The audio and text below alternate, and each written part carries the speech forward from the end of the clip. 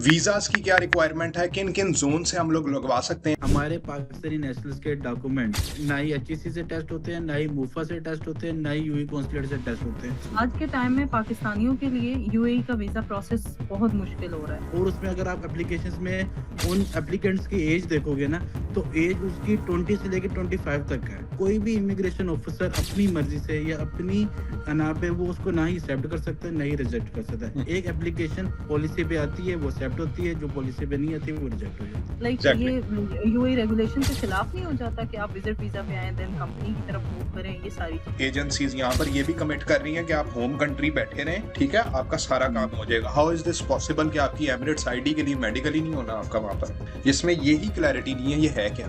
UAE में more than 50+ free zones हैं। आपकी एप्लीकेशन यूएई गवर्नमेंट को भिजवाते हैं, हम लोग खुद नहीं प्रोसेस करते। इसमें सबसे पहले जो एप्लीकेंट है वो किस पर्पस के लिए यूएई विजिट कर रहा है, ये चीज बड़ी क्लियर होनी चाहिए।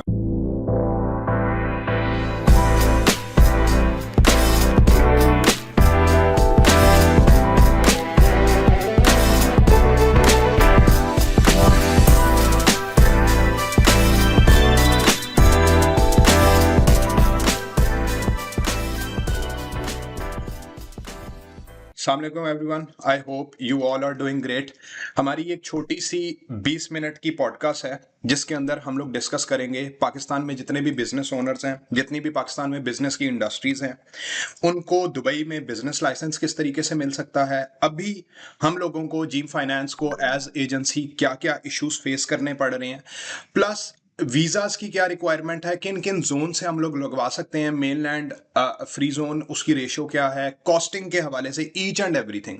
तो इट मींस कि ये एपिसोड उन लोगों के लिए रिकॉर्ड हो रही है जिन लोगों के हमारे पास मल्टीपल डेली के कंसर्न आते हैं, ठीक है। ये पूरी की पूरी वीडियो जो है वो उनके लिए है। Nuzrat, over to you. So my first question Jain आपके लिए कि जी। आज के टाइम में पाकिस्तानियों के लिए यूएई का वीजा प्रोसेस बहुत मुश्किल हो रहा है। पहले तो आपने मुझे इसकी रीजन बतानी है कि ऐसा क्यों हो रहा है। क्या ये कोई ऑफिशियल पॉलिसी चेंज है या फिर सिर्फ इम्प्लीमेंटेशन ज्यादा स्ट्रिक्ट हो गई है? नहीं, ऐसे ऑफिशियल पॉलिसी कोई भी चेंज नहीं है, और गवर्नमेंट की तरफ से बहुत बार कराची काउंसिल की तरफ से भी बहुत दफा कहा गया कि भाई वीजास ओपन है। ऑफिशियली वीजास गवर्नमेंट की तरफ से ओपन है। प्रॉब्लम ये है कि एक तो लोड बहुत ज्यादा है हमारे कंट्री से, पाकिस्तान से बहुत से ज्यादा एप्लीकेशंस आ रही है, और उसमें अगर आप एप्लीकेशंस में उन एप्लीकेंट्स की एज देखोगे ना, तो एज उसकी 20 से लेकर 25 तक है, ठीक है। उनकी रेशियो बहुत ज्यादा आ रही है, और उस रेशियो में भी जो लोग है ना, अपनी जो वीजा प्रोसेसिंग है वो सही तरीके से जस्टिफाई नहीं करते। बहुत से लोग यहाँ पे आते हैं और यहाँ पे आके अपना वीजा स्टेटस या तो वो चेंज नहीं करवाते,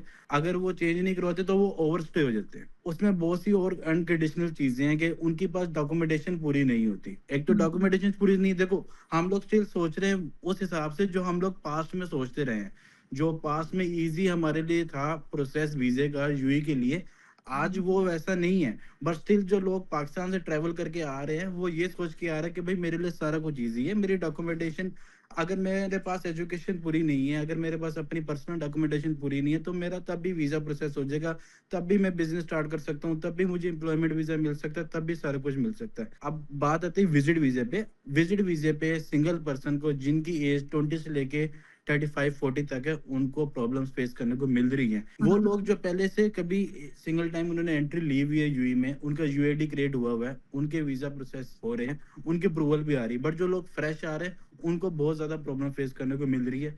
वो अपनी रिक्वायरमेंट पूरी करें, देन वो ट्रेवल करें, बैंक स्टेटमेंट साथ में अटैच करें, क्योंकि हमारे बहुत से लोग एप्लीकेशन में बैंक स्टेटमेंट का तस्वर ही नहीं है कि बैंक स्टेटमेंट भी हमने देनी है या हमने बैंक स्टेटमेंट मेंटेन रखनी है। एक बंदे की एज 23-24 है, मोर देन इनफ है, बट स्टिल उसके पास बैंक स्टेटमेंट ऐसे 3 मंथ की और 6 मंथ की भी एग्जिस्ट नहीं करती, और वो एप्लीकेशन के टाइम पे हम अप्लाई भी नहीं करते। तो बहुत सी चीजें जस्टिफाई नहीं करती कि उसको वीजा देना चाहिए कि नहीं देना चाहिए। दूसरी बात, जो भी वीजा एप्लीकेशन है वो सिस्टम की तरफ से एक्सेप्ट होती है, सिस्टम की तरफ से रिजेक्ट होती है। कोई भी इमिग्रेशन ऑफिसर अपनी मर्जी से या अपनी अना पे वो उसको ना ही एक्सेप्ट कर सकता है, ना ही रिजेक्ट कर सकता है। एक एप्लीकेशन पॉलिसी पे आती है, वो एक्सेप्ट होती है, जो पॉलिसी पे नहीं आती वो रिजेक्ट हो जाती है। True that. ठीक है, आपने बात की रिक्वायरमेंट्स की, कुछ रिक्वायरमेंट्स का आपने जिक्र किया। जी। तो यूएई के जो वीजा लॉज हैं या इमिग्रेशन के जो रूल्स हैं, उसमें ऐसी कौन सी रिक्वायरमेंट्स या कौन सी चीजें हैं जो एक एप्लीकेंट, स्पेसिफिकली पाकिस्तानी नेशनैलिटी का एप्लीकेंट समझ नहीं पाता, समझ वो नहीं पाता। और जिसकी वजह से उसका एप्लीकेशन देखिए, रिजेक्ट हो जाता है, क्योंकि सबसे पहले रिजेक्शन की वजह नहीं होती। तो वो चलिए, एक तो रिक्वायरमेंट्स भी आप बता दें। और ये भी बता दें कि उन रिक्वायरमेंट्स के अलावा रिजेक्शन की क्या-क्या वजूहात हो सकती हैं? देखो नुज़रत, इसमें सबसे पहले जो एप्लीकेंट है वो किस पर्पस के लिए यूएई विजिट कर रहा है, ये चीज बड़ी क्लियर होनी चाहिए। हाँ आप टूरिस्ट हो, आप बिजनेस पर्सन हो, आप जॉब सीकर हो, तो आपको उसके अकॉर्डिंग अपनी वीजा एप्लीकेशन प्रोसेस करनी है। आप टूरिस्ट हैं बट आपके पास ना ही टूरिज्म के लिए होटल टिकट है, ना ही आपके पास शो ऑफ मनी है, ना ही आपके पास कोई प्रॉपर प्लान है, and you are applying for the visit visa. On the time of the visit visa आप लोग कुछ भी उसको सबमिशन इमिग्रेशन में नहीं करते, ना ही अपनी होटल टिकट को, एयर टिकट को, ना ही अपनी बैंक स्टेटमेंट को। आप टूरिस्ट हो, आपने आना है, आपका ये प्लान है, आप कुछ भी नहीं करते, आपका वीजा रिजेक्ट होता है। सबसे पहले जो टूरिस्ट ये कर रहे हैं वो अपनी बैंक स्टेटमेंट मेंटेन नहीं करते, उनके मेंटेन ना होने की वजह से उनके टूरिस्ट वीजा रिजेक्ट होते हैं। जो लोग विद फैमिली वीजा से अप्लाई करें उनकी अप्रूवल रेशियो बहुत अच्छी चल रही है, 90 से 95% उनकी अप्रूवल रेशियो आ रही है, क्योंकि वो एक केस है, वो जस्टिफाई करता है कि एक पर्सन है वो अपनी फैमिली के साथ ट्रांसफर कर रहा है, उस फैमिली में स्पेशली किड्स भी इंक्लूडेड है, तो उनकी अप्रूवल रेशियो ऑटोमेटिकली आ रही है, 1 से 2 दिन के अंदर उनके वीजा इश्यू हो रहे हैं। जो पर्सन सिंगल है, अब देखो आप जॉब के लिए अप्लाई करें तो आप जॉब सीकर वीजा अप्लाई करो, उसमें आप अपना एजुकेशनल बैकग्राउंड दो, उसके पास अगर आपके पास किसी कंपनी का ऑफर लेटर है, उसकी कंपनी का ऑफर लेटर फॉर्मल अरेबिक में और इंग्लिश में दोनों में ट्रांसलेट किया हुआ आप वो सबमिट करो। जॉब सीकर की एप्लीकेशन करेंगी, आपकी अप्रूवल आएगी।